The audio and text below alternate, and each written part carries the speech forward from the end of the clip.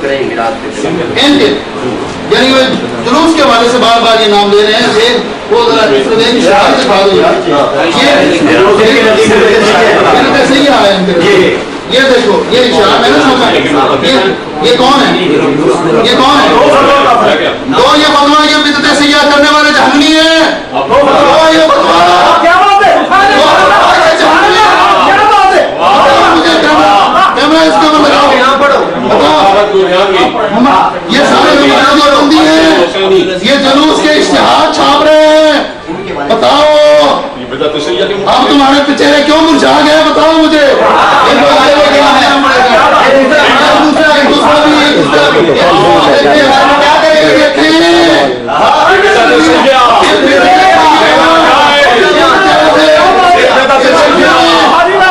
یہ دیکھیں سارے آنکھیں کھول کے دیکھ رہے ہیں کتابوں کی باتیں تو یہ نہیں مان رہے یہ جو اشتہار تم لکھتے ہو اشتہار چھاپتے ہو تمہارے اکابرین ہیں یہ جو سب کچھ کر رہے ہیں ہمارا نہیں ہے ہمارا نہیں ہے بے شک اس کی فوٹو کاپی آپ لے جائیں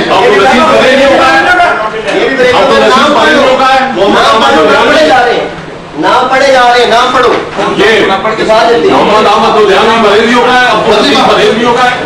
اگلی بات سنیں یہ بار بار کہہ رہا ہے صحابہ نے صحابہ نے بات اسی سے بن جاتی ہے اگر صحابہ نے نہیں نکالا یہ بدعت سیاح ہے بدعت سیاح والا جہنمی ہوتا ہے فتویٰ لگا اپنے علماء پر فتویٰ تجھے خود لگانا پڑے گا تیرے فتوے کے مطابق بدعت سیاح کرنے والا جہنمی اور پھر اپنے علماء تیرے جو ہے وہ بدعت سیاح کر رہے ہیں یہ فتاوی رشیدیہ میں یہ دیکھ میرے اوپر اطلاع کر رہا تھا سنت اور صاحب یہ دیکھ فتاوی رشیدیہ ہے بدعت کی کوئی حسنہ نہیں اور جس کو بدعت حسنہ کہتے ہیں وہ سنت ہی ہے وہ سنت ہی ہے مگر یہ اصطلاح کا فرق ہے مطلب سب کا واحد ہے تمہارے ہاں بدعت کی کوئی حسنہ نہیں بدعت کی کوئی حسنہ نہیں یہ دیکھیں فتاوی رشیدیہ آپ کا یہ ساری باتوں پہلی باتیں بھی ادھار ہیں اور یہ بات بھی ادھار ہے اس کا جواب آپ نے دینا ہوگا اب صحابہ کرام نے جلوس نکالا یہ نہیں نکالا بتاؤں تجھے نکالا یہ نہیں نکالا دیکھ صحیح مسلم کے اندر میرے آقا جب مدینہ شریف تشریف لائے تو میرے صحابہ مساجد الرجال والنساء فوق البیوت وتفرج الغلمان بالطرق ويقولون يا محمد یا محمد یا رسول اللہ صحابہ نے جلوس نکالا صرف جلوس نہیں نکالا یا رسول اللہ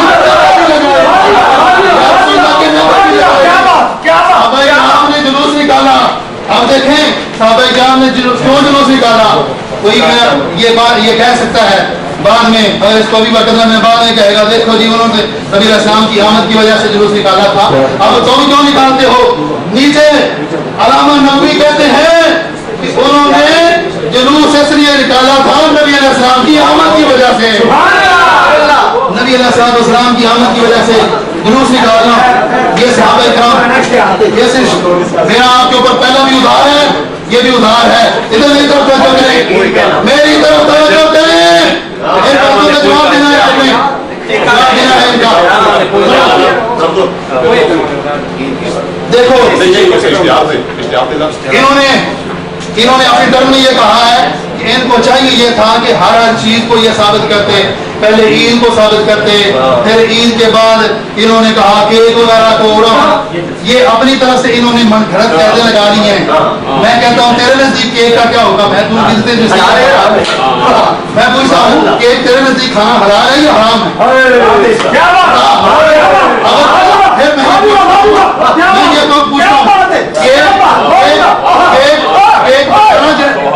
کیک بنانا بدعت سیاح ہے یا کیک کا کاٹنا بدعت سیاح ہے یا کیک کا کھانا بدعت سیاح ہے اگر بنانا بدعت سیاح ہے تو جاؤ بیکری والوں سے ان کے جا کر روکو کہ تم بدعت سیاح کر رہے ہو اگر کاٹنا بدعت سیاح ہے تو میں کہتا ہوں تم کاٹو نہیں تم ثبوتے کھا گیا کرو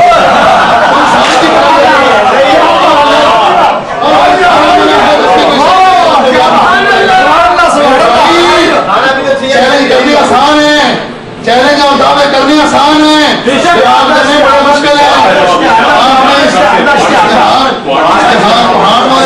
جواب، رمضے والے اشتہار کا جواب، وہ دونوں آپ کے اشتہارات ہیں جو جلوس کے بارے میں چھاپے جاتے ہیں، ان کے جواب جو آپ کے ذمہ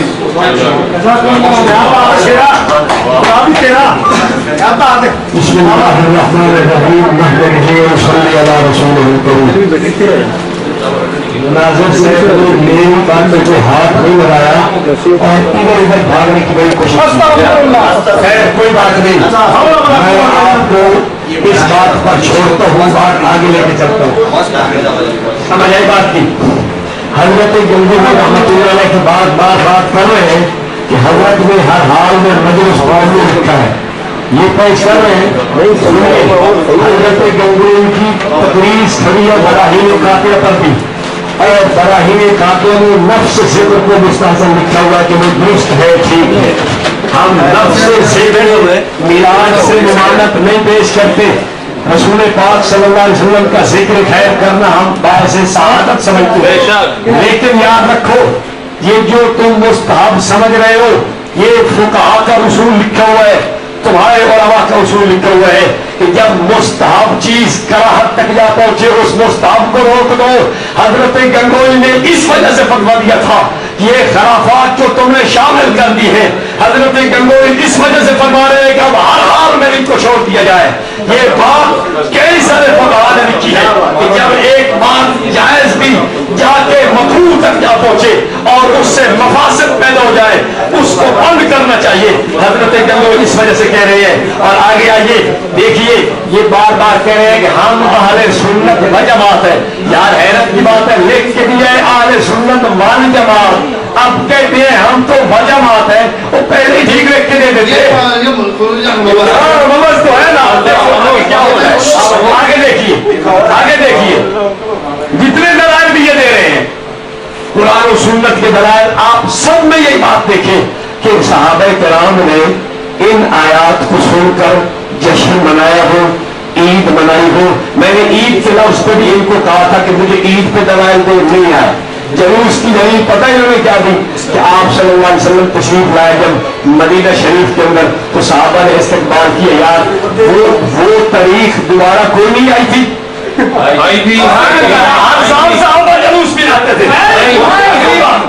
اگلی بار کیا وہ 12 ربیع الاول کا دن تھا؟ اور ہاں بتا رہے ہیں کیوں پریشان ہو گئے. مجھے بات کرنے دو یار. اور مسلمانوں اور بھی سنو، حضور پاک صلی اللہ علیہ وسلم کی ولادت کب ہوئی ہے بھلا؟ صبح صادق کے وقت. اور یہ جلوس کب سجتے ہیں ان کے؟ 12 بجے. چاش کا وقت جو سرکار کی وفات کا وقت ہے. اور میں یہ بھی آپ کو کہتے چلے جاؤں کہ یہ 12 عید انگریز نے بنا کے ان کو دی ہے.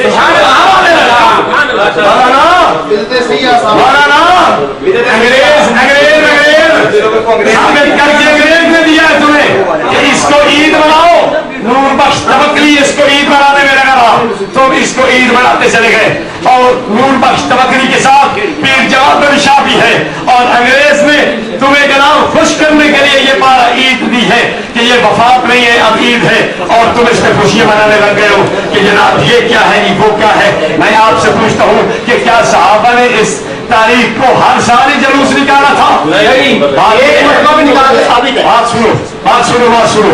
رسول پاک صلی اللہ علیہ وسلم، اب ہمارے ہاں بھی یہ بات طے ہے کہ کوئی بڑا مہمان آتا ہے تو سارے لوگ جا کر ان کا استقبال کرتے ہیں. استقبال کرتے ہیں. کوئی بھی بڑا ہے ہم استقبال کرتے ہیں. یار اگر آقا تشریف لاتے ہم سر کے بل چل کے استقبال کرتے ہیں. لیکن نہ خنجر اٹھے گا نہ تلوار ان سے. مولانا اس کا جواب دیجیے.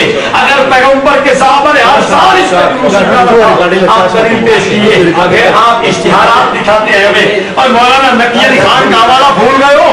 نقی علی خان جو کہہ رہا تھا کہ جناب دلیل کتاب و سنت سے لائی جائے، مشائخ کے فعل اور قول سے دلیل نہیں لائی جاتی.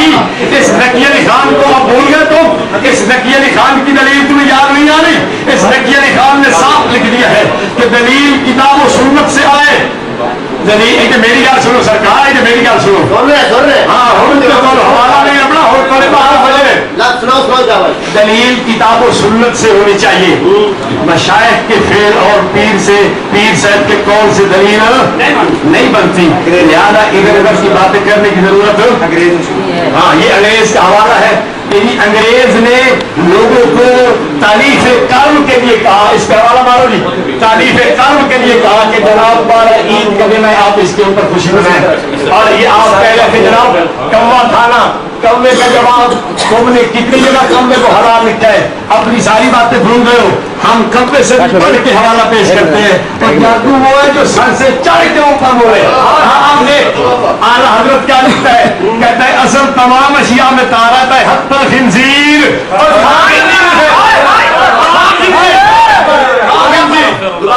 اصل تمام اشیاء میں طہارت ہے حتی الخنزیر۔ آگے قرآن اس کی قید بیان کی گئی قرآن حرمت بیان کی گئی، آگے کہتا ہے غیر مقلدیت کے اوپر ناظرہ والے سنیں، آپ سنیں، یہ غیر مقلدیت کو کہتے ہیں منی کھانے، اور بھائی وہ منی کھاتے ہیں، ان کے نزدیک بھی منی پاک سبحان اللہ، اور وہ بھی سور کی، اصل تمام اشیاء میں طہارت ہے حتی الخنزیر فإنه من المنی والمنی من الدم والدم من الغذاء والغذاء من العناصر والعناصر الطاہرتان۔ ہائے ہائے ہائے خنزیر کی طہارت کا قول تم پیش کرتے ہو، مولانا اس سے بات نہیں بنے گی آپ کی، اور اگلی بات احکام شریعت تمہاری کہتی ہے کہ یہ حتیٰ کہ نقطہ برابر خطا سے بھی معصوم بنایا گیا تھا، اس کو میں حوالہ پڑھ کے سناتا ہوں۔ ہاں کیا ہے، آپ کو کیا نظر آئے گا؟ میری بات سنیں، آپ دیتے رہے جواب، ہم چھوٹے کرے آپ کا نام سنا ہے، یہ آپ نے 11 کے مولانا معصوم چھوڑ رہے ہیں،